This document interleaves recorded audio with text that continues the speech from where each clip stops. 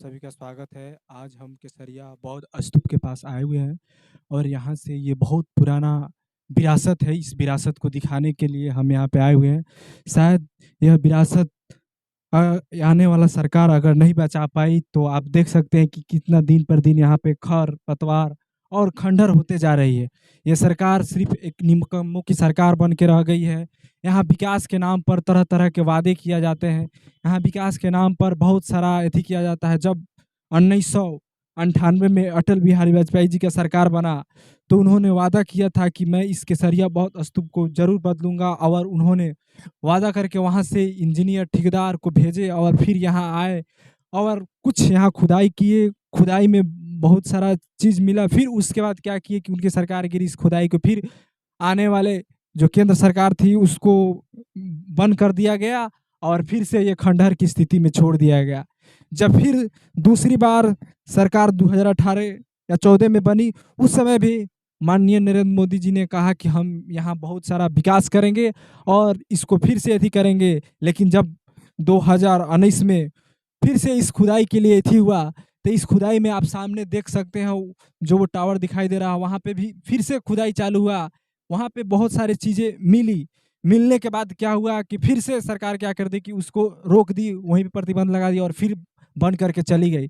ये सरकार जब कुछ चीज़ों को शुरू करती है आगे बढ़ाने के लिए, उसमें जनता से वादा कर देती है कि हम इस काम को पूरा कर देंगे, लेकिन फिर जब काम होने लगता है बिहार में तो फिर आधे पे ही काम जाके होकर ठप हो जाता है। क्या इसका रीज़न है? क्यों अन्य सारे राज्यों में जो है इस तरह का विकास नहीं होता है और हमारे बिहार में जब विकास की बात की जाती है तो विकास 0/0। हमारे बिहार में आर्यभट्ट जैसे विद्वान पैदा हुए। इस देश को आगे बढ़ाने के लिए एक से एक मैथमेटिकल लॉजिकल बिहार से पैदा हुए और इस बिहार को आगे बढ़ाने का प्रयास किया। लेकिन जो आज वर्तमान की समय देखा जा रहा है, वर्तमान में सिर्फ एक भ्रष्टाचार का मुद्दा बन के रह गया है। वर्तमान में सरकारें आती है सिर्फ वादा करके रह जाती है। ये कब तक चलता रहेगा और ये इस तरह के वादे से हम जनता को कब तक मतलब अपनी चेहरा छुपा के रखेंगे?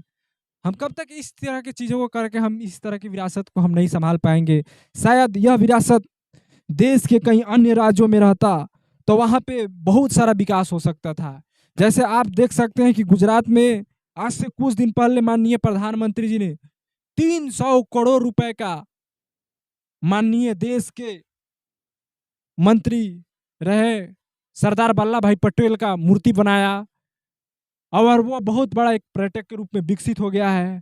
वहाँ आज भी लाखों के बीच में श्रद्धालु वहाँ जाते हैं और एक बहुत बड़ा पर्यटक का केंद्र बन गया। उस पर्यटक से वहाँ पे होटल, वहाँ पे गाड़ी की सुविधा वगैरह वगैरह वहाँ होने लगा, जिससे वहाँ की स्थानीय लोगों का भी एक बहुत बड़ा रोजगार का केंद्र बन गया। लेकिन हमारे बिहार में जब इस मुद्दे पे बात किया जाता है तो सरकार क्या कह देती है कि रोजगार के लिए हम कर दिया है। सरकार आती है, एक बार झंडा उठा देती है और यहाँ से ओपन कर देती है।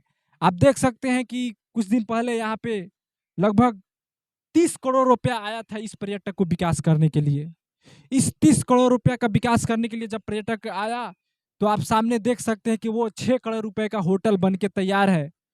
उस होटल में पहले रास्ता नहीं मिलता था, फिर उस होटल को धीरे धीरे वहाँ रास्ता दिया गया। आखिर यहाँ के सिविल इंजीनियर गवर्नमेंट जो है जब किसी जमीन को लेती है तो क्या वहाँ पहले से मैप नहीं तैयार करती है?